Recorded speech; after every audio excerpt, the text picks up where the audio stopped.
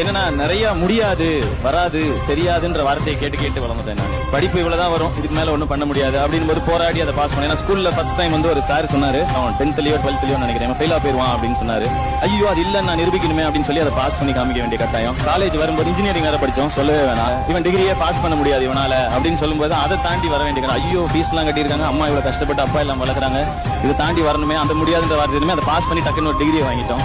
அதுக்கப்புறம் டிவிக்கு போனா டிவிக்கெல்லாம் போனா எப்படி முன்னேற முடியாது அப்படின்ற வார்த்தை கேட்டு திரும்ப என் டிவில இருந்தா வர முடியாதா, டிவில கரெக்டா வேலை பார்க்க முடியாதான்னு அதை தாண்டி ஓட வேண்டியிருந்தது. டிவில இருந்து சினிமாக்கு யாரும் ஜெயிக்க முடியாது அப்படின்னு சொன்னாங்க. சரி ஐயோ இந்த முடியாதே நம்ம அழிச்சு காட்டணும்னு சொல்லி ஏதாவது பண்ணணும்னு போராடியாச்சு. அடுத்து வரும்போது காமெடி மட்டும் தான் முடியும்னு சொன்னாங்க, அதுக்கு மேல நடிக்க முடியாதுன்னாங்க. ஏன் முடியாதுன்னு சொல்லி அடுத்ததை நோக்கி ஓடிட்டு இருக்கோம். லாஸ்ட் பிலிம் சரியா போலன்னு அவ்வளவுதான் முடிஞ்சிருச்சு அப்படின்னு போது இல்ல முடியாது, நம்ம அதை தாண்டி தானே போனோம் அப்படிங்கிறது நமக்கு நம்ம சொல்லிக்க வேண்டிய அவசியமா இருக்கு. ஏன் அப்படின்னா நம்மளால முடியும் நம்ம நம்புற வரைக்கும் நமக்கு தோல்வியே கிடையாது.